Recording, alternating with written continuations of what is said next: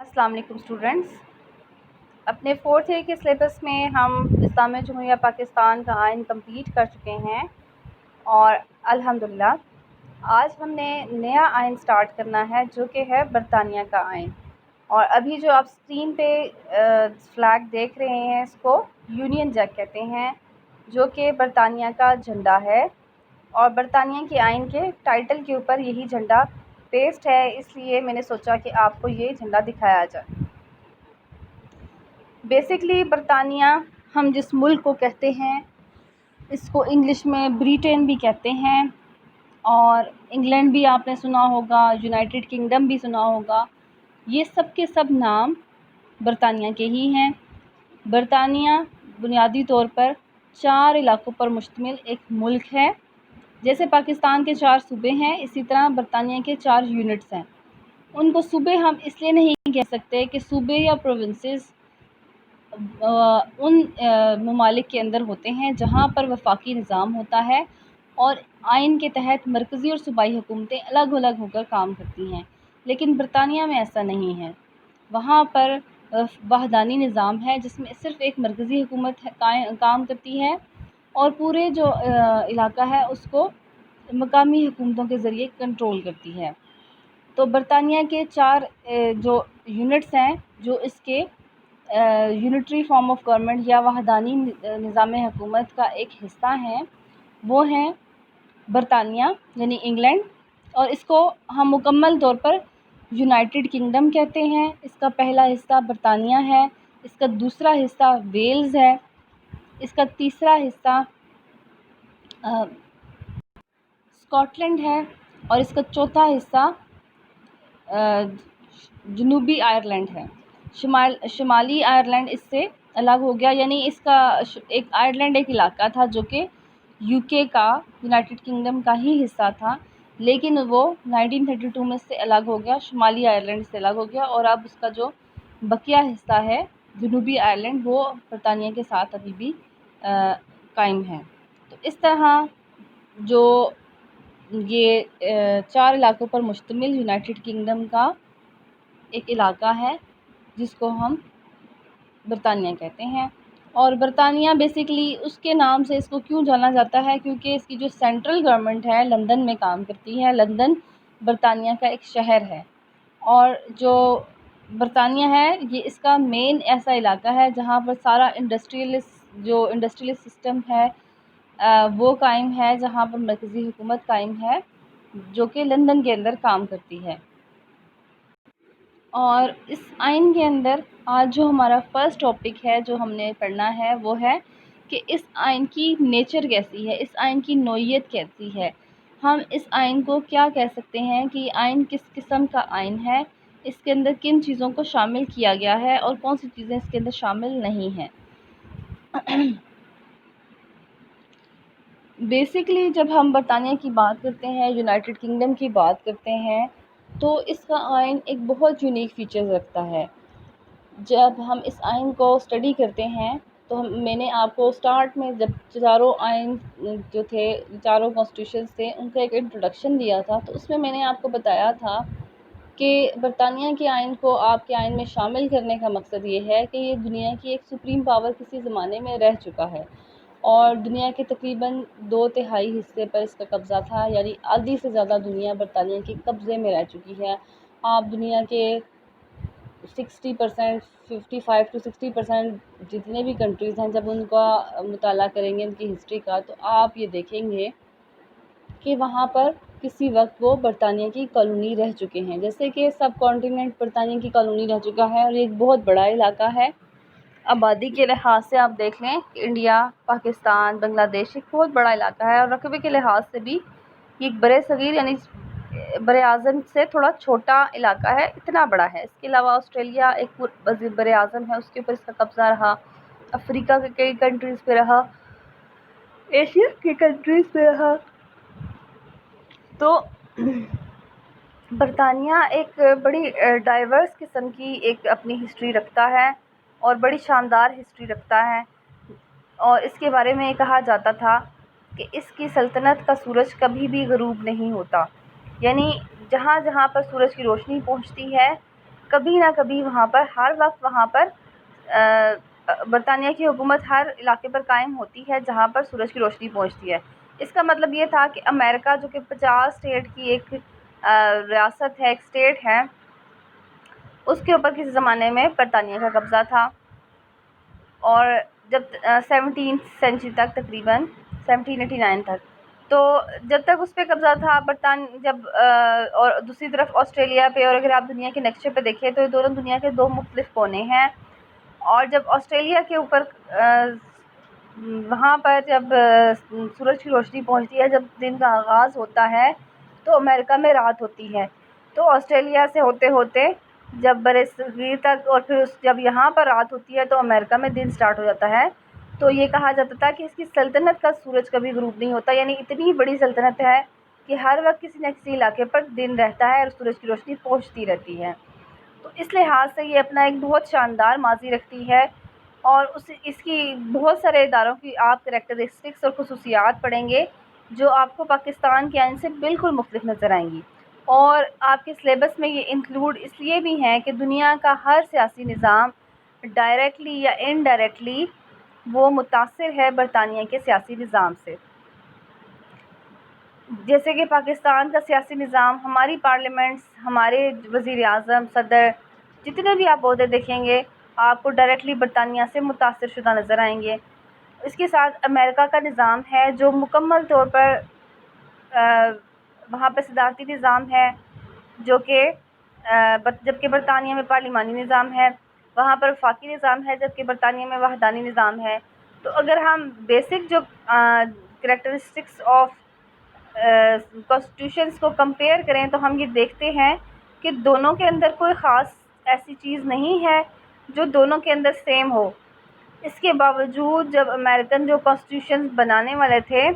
وہ جب ایک آئین ساز ادارہ ان کا بیٹھا ہوا آئین کے اوپر کام کر رہا تھا تو انہوں نے برطانیہ کے آئین سے مدد لی تھی، اور کئی ایسے ادارے ہیں جس میں آپ کو نظر آئے گا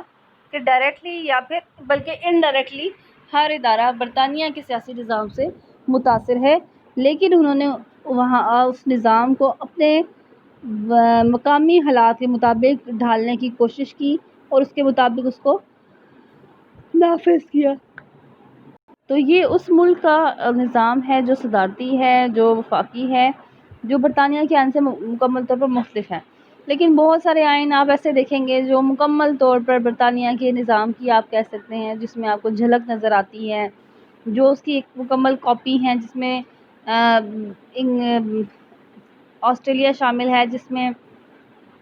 پاکستان شامل ہے، انڈیا شامل ہے، بنگلہ دیش شامل ہے، بہت سے ایسے ممالک ہیں ایشیا کے، یورپ کے، جہاں پر پارلیمانی نظام ہے اور وحدانی نظام ہے، اور وہاں کے آئین برطانیہ سے متاثر شدہ ہیں۔ اور متاثر کیوں ہیں برطانیہ سے سب کے سب، کہ ایک اس کی ریزن یہ ہے کہ دنیا میں جتنے بھی سیاسی، پارلیمانی، وحدانی نظام ہیں، جتنی بھی پارلیمنٹس ہیں، جتنی بھی عدلیہ ہیں، وہ سب سے پہلے برطانیہ میں قائم ہوئے۔ اور دوسری ریزن یہ ہے کہ یہ ادارے جو برطانیہ میں کام کر رہے ہیں، ان اداروں کو کسی نے نہیں بنایا، کوئی پارلیمنٹ کسی نے بیٹھ کے یہاں کا آئین نہیں بنایا، یہاں کے ادارے نہیں بنائے، وہاں پر بادشاہت کا نظام تھا جو ابھی تک مختلف اپنی شکلیں چینج کر کے ابھی تک برطانیہ میں قائم ہے، اور ہر ادارے نے بادشاہت کے انڈر آہستہ آہستہ ترقی کی، اور ترقی کی منازل طے کرتے کرتے مختلف طریقوں سے وہ اس سٹیج پر پہنچا کہ اس نے موجودہ اداروں کی شکل اختیار کر لی۔ اسی لیے آپ جب اپنے برطانیہ کے آئین کو آپ بک پہ کھولیں گے تو آپ کو ڈاکٹر جیننگز کی کوٹیشن نظر آئے گی کہ برطانیہ کا آئین کاغذوں پر موجود نہیں ہے بلکہ وہ اداروں پر مشتمل ہے، اور یہ ایک حقیقت ہے کہ برطانیہ میں آپ کو کہیں پر بھی لکھی ہوئی فارم میں وہاں کا آئین نظر نہیں آتا۔ دنیا کا ایک واحد آئین ہے برطانیہ کا آئین جو غیر تحریری شکل میں ہے، لیکن اس کے باوجود آپ کو ایسی کوئی خلا نظر نہیں آتا، ایسی کوئی چیز نظر نہیں آتی کہ آپ کو یہ محسوس ہو کہ اس ملک کے اندر آئین نہیں ہے۔ اگر یہی حالات کسی اور ملک میں ہوں کہ وہاں پر آئین غیر تحریری شکل میں ہو تو وہاں پر آئین ایک مذاق بن جائے، لیکن برطانیہ کے عوام کا ایک اپنا سیاسی مزاج ہے، ایک سیاسی شعور ہے، جس کی بنیاد پر انہوں نے اپنے غیر تحریری آئین کو بھی بڑی کامیابی کے ساتھ اپنے ملک کے اندر رائج کیا ہوا ہے۔ تو برطانیہ کے آئین کی اس کی نیچر سب سے پہلی یہ ہے کہ یہ ان ریٹن ہے، اور جب بھی ہم آئین کی خصوصیات پڑھتے ہیں تو ہم کہتے ہیں کہ آئین تحریری ہو سکتا ہے اور غیر تحریری، اور دنیا کے بیشتر ممالک کا آئین تحریری ہے۔ تو وہاں پر جو ہمارے غیر تحریری سے ہماری مراد ہمیشہ یہی ہوتی ہے کہ برطانیہ کا ایک بڑی جو سپر پاور دنیا کی رہ چکی ہے، اس کا آئین ابھی تک غیر تحریری ہے، لکھی ہوئی فارم میں نہیں ہے۔ اور ایسا نہیں ہے کہ مکمل آئین ہی غیر تحریری ہے، کچھ چیزیں ایسی ہیں جو آئین میں تحریری شکل میں موجود ہیں، جیسے 1215 کا 1215 کا میگنا کارٹا، عظیم چارٹر جس کو کہتے ہیں، وہ شامل ہے۔ اور میگنا کارٹا ایک آئینی دستاویز ہے، آگے آپ اس کی ڈیٹیل پڑھیں گے، جو بادشاہ اور عوام کے درمیان تھی۔ اس کے علاوہ میگنا کارٹا کے علاوہ مسودہ حقوق اور ارزداشت حقوق 1688 1689، اس طرح وراثت کے قوانین 1701 جو بادشاہوں کی وراثت سے ریلیٹڈ تھے، اور اسی طرح پارلیمنٹ نے 2 قوانین منظور کیے تھے دارالامراء کے اختیارات میں کمی کی گئی 1911 1949۔ یہ وہ چیزیں ہیں جو 1949 اور 1911 کی جو ایکٹس تھے، ان کو ملا کر وہ چیزیں ہیں جو آئین کے اندر تحریری شکل میں موجود ہیں۔ اس کے علاوہ کوئی بھی چیز آئین کے اندر تحریری شکل میں موجود نہیں ہے۔ جس طرح ہم اب پاکستان کا آئین پڑھا تو ہم نے آئین کی خصوصیات میں پڑھا تھا کہ پارلیمانی نظام ہوگا ملک کے اندر، وفاقی نظام ہوگا، آئینی ادارے اور عہدے بنائے جائیں گے، عدلیہ آزاد ہوگی۔ اس طرح کی کوئی بھی شک اس آئین کے اندر موجود نہیں ہے، بلکہ ہمیں برطانیہ کا آئین جو اس کی ہے ادارے ہیں ان کی شکل میں نظر آتا ہے۔ اس کے بعد اس آئین کی دوسری خصوصیت یہ ہے کہ یہ یونٹری فارم آف گورنمنٹ ہے۔ یہاں پر یونٹری یعنی وحدانی طرز حکومت ہے۔ ملک کے اندر آئین کے تحت تمام تر اختیارات کا مالک مرکزی حکومت کو قرار دیا گیا ہے، اور وحدانی طرز حکومت میں مرکزی حکومت کے پاس تمام اختیارات ہوتے ہیں، صوبائی حکومتیں نہیں ہوتی۔ لیکن مرکزی حکومت اپنی سہولت کے لیے علاقائی حکومتیں، صوبائی حکومتیں نہیں، علاقائی حکومتیں یعنی ہر علاقے کے اندر حکومتیں قائم کرتی ہیں، چھوٹی چھوٹی حکومتیں جنہیں مقامی حکومتیں لوکل سیلف گورنمنٹ کہا جاتا ہے، اور برطانیہ میں ان کو کاؤنٹیز کہا جاتا ہے۔ ان کے تحت ملک کا نظام چلایا جاتا ہے۔ ان کے اختیارات میں مکمل طور پر کمی بیشی کرنے کا اختیار اسی جو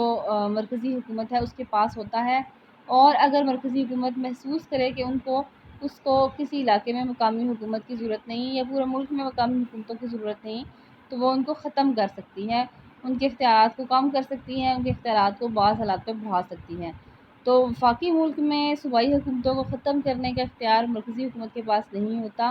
ان کے اختیارات کو بدلنے کا، کم یا زیادہ کرنے کا اختیار مرکزی حکومت کے پاس نہیں ہوتا، لیکن وحدانی طرز حکومت میں ایسا ہوتا ہے۔ اور برطانیہ میں یہی نظام رائج ہے کہ وہاں پر وحدانی نظام ہے، اور اختیارات کو مرکز میں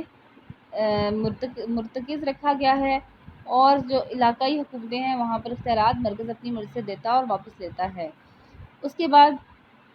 وہاں پر پارلیمنٹ کی سوورینٹی یا پارلیمنٹ کی برتری، سپرمیسی کو تسلیم کیا گیا ہے۔ یہ بھی آپ آگے دیکھیں گے کہ برطانیہ کی پارلیمنٹ کو mother of all the parliaments کہا جاتا ہے۔ یہی وہ ادارہ ہے جس سے وزیر اعظم نے جنم لیا، یہی وہ ادارہ ہے جس سے کابینہ نے جنم لیا، اور اسی کو دیکھ کر دنیا میں ہر پارلیمنٹ کو قائم کیا گیا، اور وہاں پر پارلیمنٹ کی برتری کو تسلیم کیا جاتا ہے۔ اسی لیے وہاں پر کہا جاتا ہے کہ وہاں پارلیمانی نظام ہے۔ ہر اس ملک میں جہاں پر پارلیمنٹ کو برتری حاصل ہوتی ہے، انتظامیہ کا سربراہ یعنی وزیر اعظم اور کابینہ کے تمام افراد یعنی حکومت کے افراد پارلیمنٹ میں سے لیے جاتے ہیں، پارلیمنٹ کے سامنے جواب دہ ہوتے ہیں، اور وہ حکومت کے افراد اور پارلیمنٹ کے افراد مل کر کام کرتے ہیں۔ اس کو پارلیمنٹیرین فارم آف گورنمنٹ کہتے ہیں،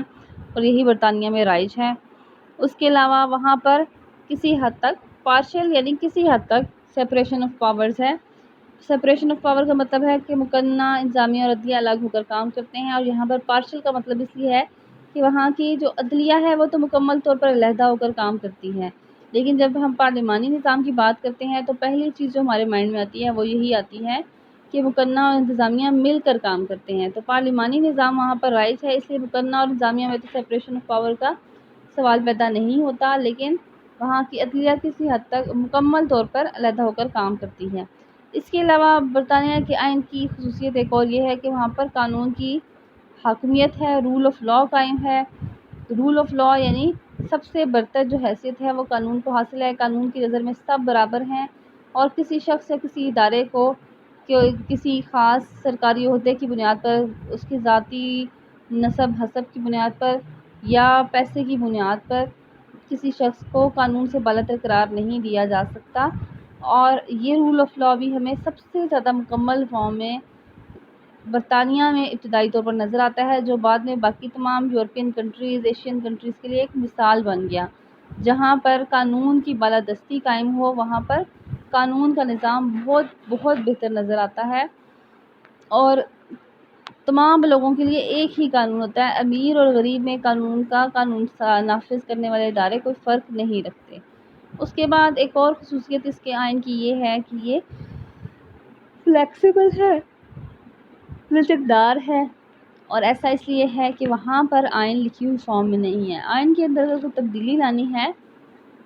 تو وہ آرام سے لائی جا سکتی ہے، اس کے لیے کسی چیز کو بدلنے کی، پاس کرنے کی بھی ضرورت نہیں ہوتی، جیسے کہ باقی دنیا کے ممالک میں جہاں پر آئین استوار ہے، لچکدار ہے، آئین کے اندر ترمیم کا خاص طریقہ کار ہے۔ برطانیہ کے اندر ترمیم کا طریقہ کار کوئی بھی مقرر نہیں ہے، اور وہاں پر جس طرح عام قانون میں تبدیلی لائی جا سکتی ہے، اسی طرح پارلیمنٹ عام قانون کی طرح کوئی بھی بل پاس کرके کسی بھی آئینی شق کے اندر تبدیلی لا سکتی ہے، کیونکہ آئین لکھی ہوئی فارم میں ہے ہی نہیں۔ تو اس کا دوسرا پہلو یہ ہے کہ یہی اگر چیز دنیا کے کسی اور ملک میں نافذ ہوتی تو وہاں پر ایک آئین مذاق بن کے رہ جاتا۔ جیسی مثال آپ پاکستان کی بھی لے سکتے ہیں کہ پاکستان میں بھی اگر اس طرح کا آئین نافذ ہوتا تو ہر آنے والی حکومت آئین کو اپنی مرضی سے 5 سال کے لیے ایک خاص رنگ دے دیتی، لیکن برطانیہ کے لوگوں کی اپنی ایک خاص یونیک فیچر اور اپنی ایک ان کی مزاج ہے، اس وجہ سے انہوں نے ایک بہت فلیکسیبل آئین کو بھی بڑی کامیابی سے چلایا ہے، جس کے اندر تبدیلی کرنے کی گنجائش ابھی تک نہیں ہے۔ کئی سالوں سے تقریباً ہم برطانیہ کی جو ہسٹری ہے وہ 4th-5th سینچری سے پھر 12th سینچری سے ہمیں ایک مکمل لکھی ہوئی فارم ایک ہسٹری نظر آتی ہے۔ اس وقت سے یعنی تقریباً 1200 سال کے عرصے سے ہم جو برطانیہ کی ہسٹری دیکھ رہے ہیں اس میں آئین ہمارے پاس نہیں لکھا ہوا، لیکن آئینی اداروں کے ساتھ کوئی مذاق نہیں کیا گیا، ان کو ختم کر کے بار بار نئے اور اپنی مرضی سے ادارے نہیں بنائے گئے اور بعد میں ان کو بدلا نہیں گیا، بلکہ جو نظام جس اسموتھ طریقے سے چل رہا تھا اس کو قائم رکھا گیا، اور اس میں بڑی حد تک عوام کے سیاسی شعور کا اور برطانیہ کے عوام کے مزاج کا بھی عمل دخل ہے کہ عوام پرانی روایتوں سے، اپنی پرانی چیزوں سے پیار کرتے ہیں، اور آئین کے اندر کئی جو چیزیں ہیں جو کئی صدیوں سے چلی آ رہی ہیں ان کو ایک خاص رنگ دے کر انہوں نے موجودہ حالات سے ہم آہنگ بھی کیا ہوا ہے اور کسی چیز کو بدلنے کی بھی کوشش نہیں کی۔ تو یہاں پر ہمارے پاس برطانیہ کے آئین کی جو نیچر ہے، اس کی خصوصیت ہے، وہ ختم ہوتی ہیں۔